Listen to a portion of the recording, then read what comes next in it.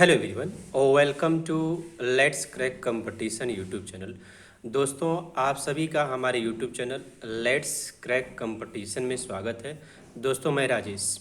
इस video session में दिल्ली का जो सल्तनत पीरियड है, इसमें क्या था, एक मुग़ल का था जो दिल्ली का सल्तनत पीरियड था। ये सल्तनत एक सल्तनत पीरियड में दो चीज़ होती है, एक दिल्ली का सल्तनत पीरियड होता है और सेम टाइम पे जो सल्तनत पीरियड था विजय, जो दक्षिण भारत में विजयनगर का जो साम्राज्य था वो भी सल्तनत पीरियड में ही आता था। उस टाइम भी सेम साइमल्टेनियसली दिल्ली में जो घटनाएं घट रही थी वैसे ही विजयनगर का जो किंगडम था वहाँ सल्तनत पीरियड में वहाँ पर भी सेम घटनाएं घट रही थी। मतलब सेम टाइम में दो जगहों पर दो घटनाएं बढ़ रही, एक जहाँ पर दिल्ली सल्तनत जहाँ मुस्लिम राज्य था और दूसरा जो था जो वहाँ विजयनगर का साम्राज्य था, तो वहाँ के जो राजा थे वो अपना राज करते थे। तो इन दोनों के सेम टाइम पीरियड में किस तरह से कौन कौन वहाँ का राजा था, क्या वहाँ करेंसी थी, क्या वहाँ भूमि कर थे, कौन कौन से वहाँ पे प्रोसेस थे जो खेती के, सैनिक को रखने के, मंत्री के, और क्या क्या उस समय तरीका, कौन कौन राजा थे, कौन कौन राज्य क्या स्थापना किए, इन सारी चीज़ों का हम स्टडी करेंगे दोस्तों। तो दोस्तों, सब्सक्राइब माय चैनल। ये पार्ट 6 है। मैंने ऑलरेडी इससे संबंधित जो पार्ट 5 तक अपलोड कर चुका हूं दोस्तों। तो चलिए शुरुआत करते हैं पहले क्वेश्चन से। इसमें है कि बहमनी साम्राज्य का कितने राज्यों में विभाजन हुआ था। तो जो बहमनी साम्राज्य था उसका 5 राज्यों में क्या हुआ था, विभाजन, 5।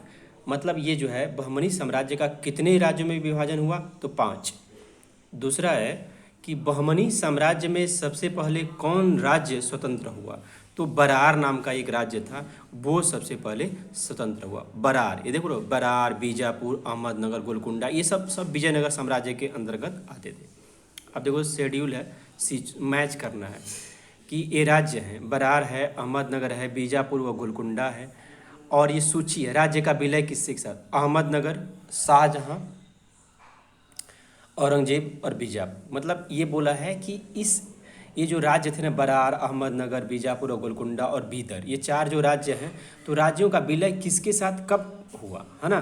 तो उसके देखो, अहमदनगर, शाहजहाँ, औरंगजेब और बीजापुर, ये मतलब राज्य, ये मतलब किसके राज्य का विलय जो हुआ वो किसके साथ होता है। इसका ऑप्शन है वो है ये, यानी पहले का पहला, दूसरे का दूसरा, तीसरे का तीसरा, चौथे का चौथा, यानी option A is the correct answer. यानी कह सकते हैं आप कि जो बरार का जो विलय हुआ वो अहमदनगर में हुआ, और जो अहमदनगर का जो विलय हुआ वो शाहजहाँ में हुआ, और जो बीजापुर वो गोलकुंडा का विजय वो औरंगजेब में हुआ, और जो बीदर का जो बीदर है, बीदर राज्य का जो विलय हुआ वो बीजापुर में हुआ। तो इस टाइम पे मतलब ये इन राज्यों का इनके साथ क्या हो गया, विलय हो गया, इन राज्यों में इनको समाहित कर लिया गया। ठीक है दोस्तों, तो हम बढ़ेंगे नेक्स्ट प्रश्न की तरफ। बहमनी साम्राज्य में सबसे अंत में कौन राज्य स्वतंत्र हुआ, बहमनी साम्राज्य में सबसे लास्ट में ऐसा कौन सा राज्य था जो स्वतंत्र हुआ, तो बीदर जो था वो सबसे लास्ट में आज़ाद हुआ दोस्तों।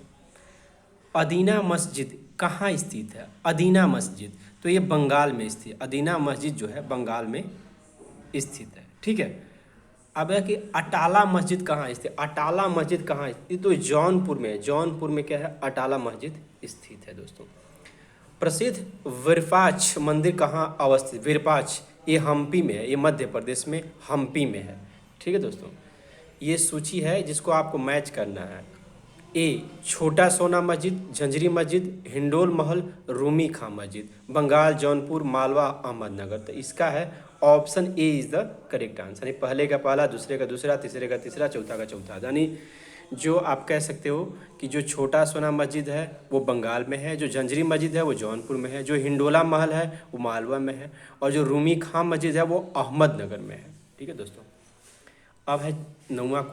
कृष्णदेव राय का उड़ीसा के शासक प्रताप रुद्र गजपति के विरोध अभियान को किस इतिहासकार ने 16वीं सदी के भारतीय इतिहास की सबसे शानदार सैनिक घटना कहा है, नीलकंठ शास्त्री ने कहा। कृष्णदेव राय का क्या हुआ था, कृष्णदेव राय का उड़ीसा के शासक प्रताप रुद्र गजपति के विरुद्ध अभियान को किस इतिहास के 16वीं शताब्दी के भारतीय इतिहास का सबसे शानदार सैनिक घटना कहा था, नीलकंठ शास्त्री ने कहा था।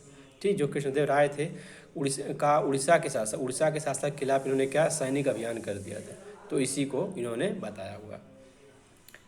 प्रसिद्ध विजय विठल मंदिर जिसके 56 तखित स्तंभ संगीतमय स्वर निकालते हैं, कहाँ अवस्थित है? ये हम्पी में है। प्रसिद्ध विजय विठल मंदिर ये वहाँ पे है ये महाराणा वहाँ पे मध्य प्रदेश में प्रसिद्ध विजय विठल मंदिर जिसके 56 तभित स्तंभ जो हैं उस संगीतमय स्वर निकालते हैं, यह है हम्पी में है दोस्तों। ठीक है, हम्पी में।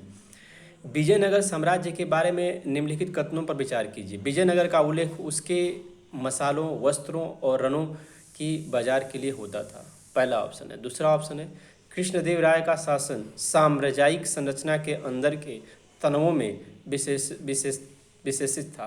अमरनायक सैन्य कमांडर होते थे जिन्हें राजाओं के द्वारा शासनार्थ क्षेत्र दिए जाते थे।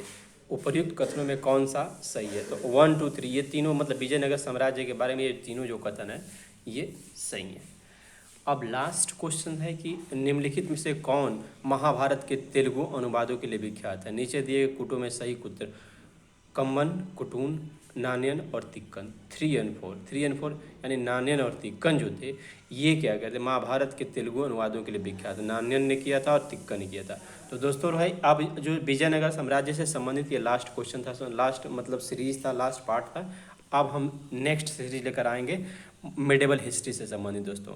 सो दोस्तों subscribe my channel let's crack competition, like, comment and share. Thank you दोस्तों वंस अगेन।